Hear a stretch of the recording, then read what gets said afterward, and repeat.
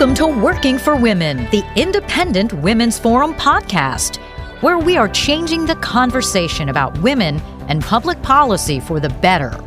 Hello, I'm Carrie Lucas, Managing Director at the Independent Women's Forum and your host for today's Working for Women podcast. Today, I'm here with Patrice Onwuka, IWF Senior Fellow. Patrice, thanks so much for taking the time to be with me today. Thanks, Carrie. Happy to be on. Great.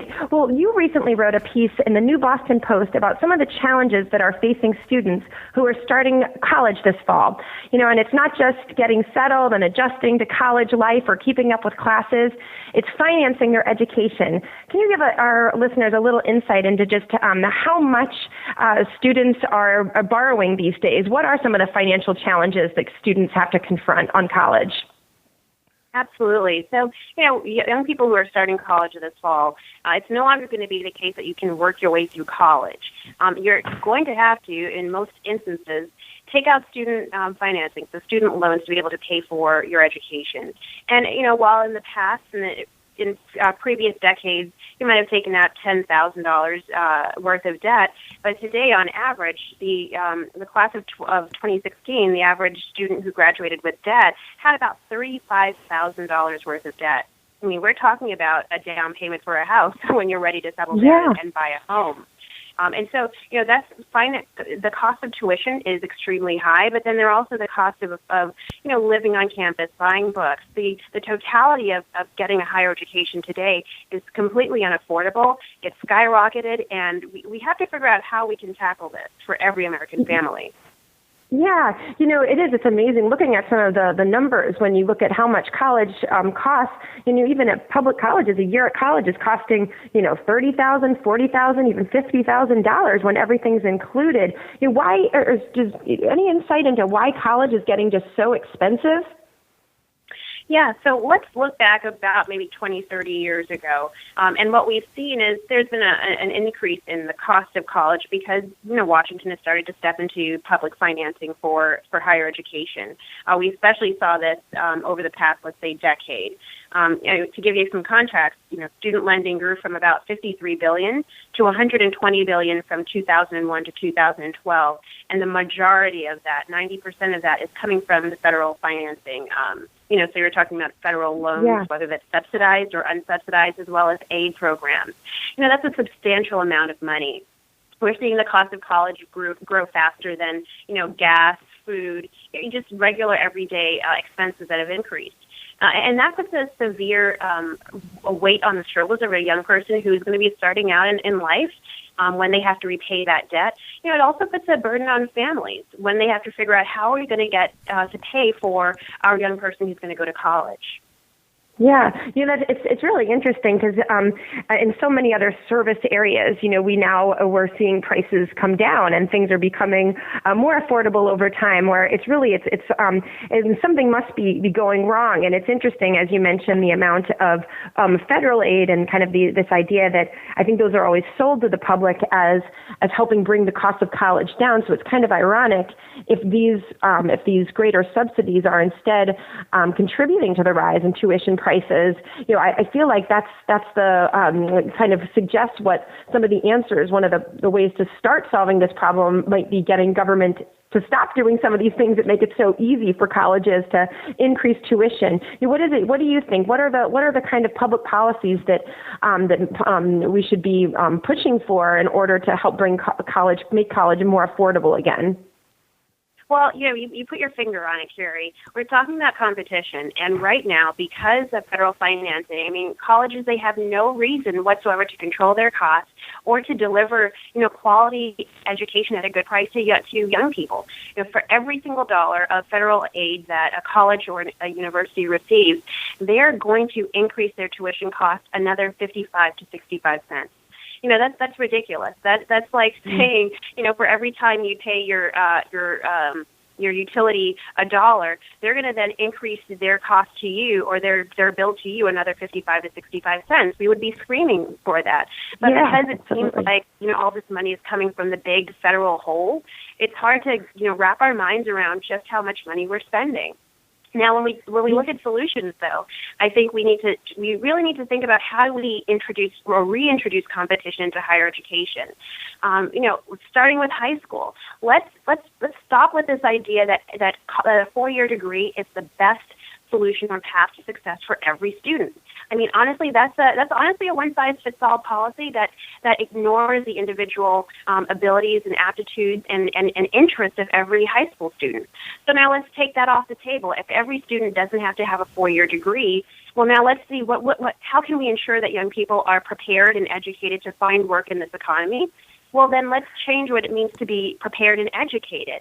And that means allowing a young person to take things, do an apprenticeship if they want to, or mix courses at the university level with apprenticeships, with internships, even online courses. There are lots of ways that technology is delivering education and skills to our workforce that we're not really tapping into because we've been locked in this model of, go to college, get a 4-year degree, get out and get a job.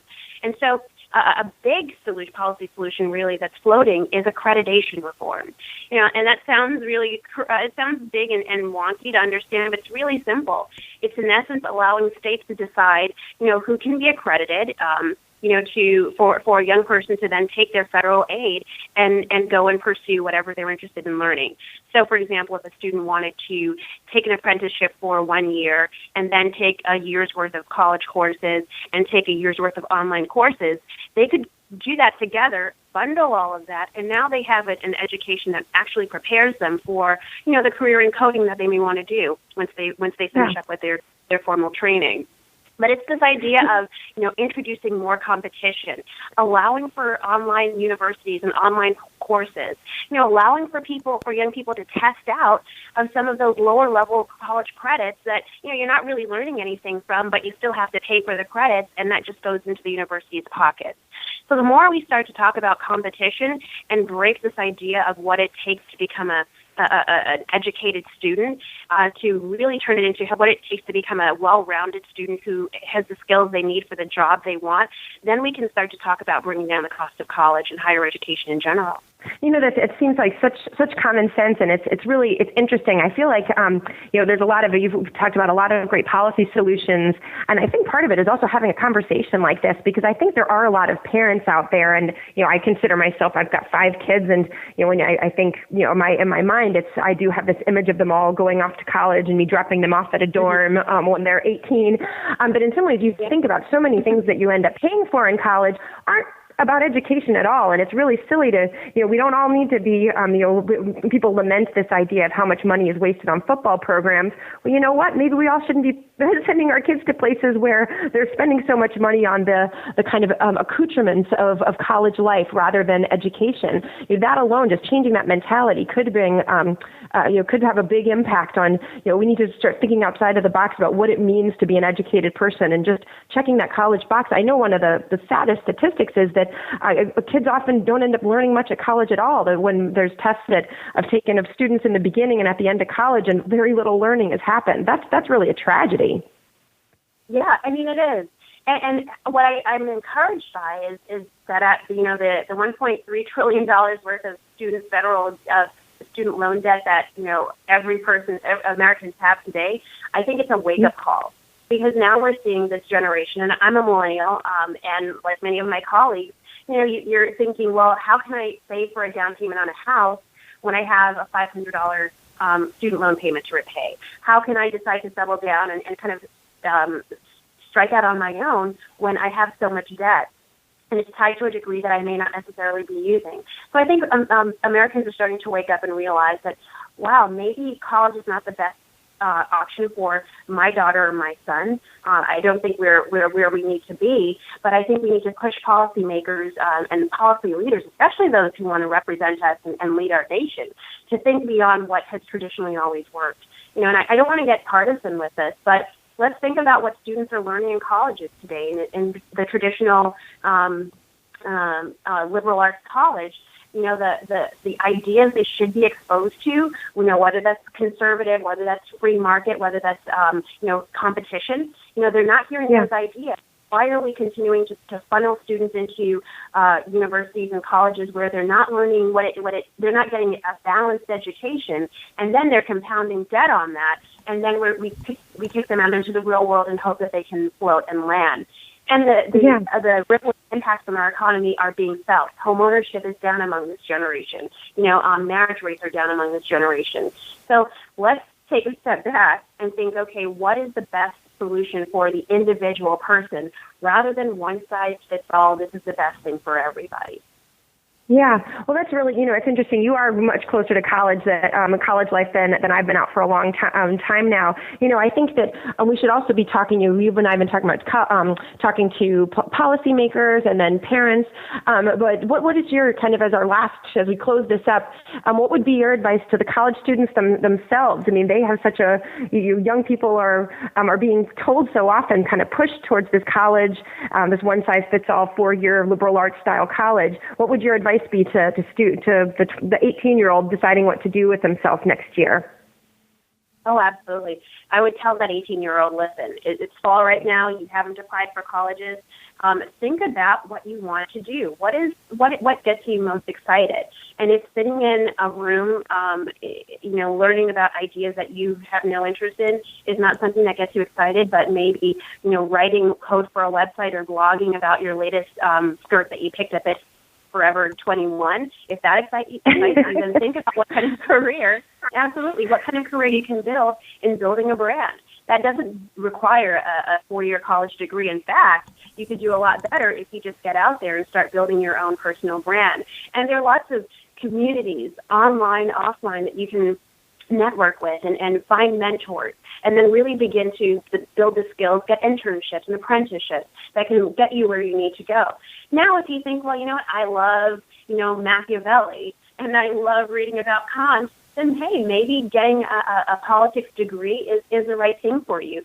But also think about what you're going to do after you graduate. What are you going to do with that political science degree? Now, I have an undergrad degree in economics and political science, and I'm happy to be putting all of that to work with IWF as I'm writing about what's going on in the news and politics and kind of making it make sense for everybody. But that's not true for everyone. And so, my career path was very unique, and I'm blessed to have been able to leverage what I learned and turn it into a career where I'm hopefully affecting some change and educating young people. But I tell them, be very careful about taking that debt, and especially getting a graduate degree if you don't know how you're going to be able to pay it off, because it's paying $500 a month in student loans or $300 a month in student loans is a debt you don't want to have to do for the rest of your life. Yeah, absolutely. Well, Patrice, that's such good advice, and I really appreciate. I think this is a topic we could talk about forever, and I thank you for taking the time to talk about it with me today. And I've learned a lot. And for anyone who's out there listening, thank you so much for your time. This has been another edition of IWF's Working for Women podcast. You can find out more about this topic and many more at IWF.org. If you enjoyed listening to this podcast, please give it a thumbs up, share it on social media, or stop by IWF.org for similar content.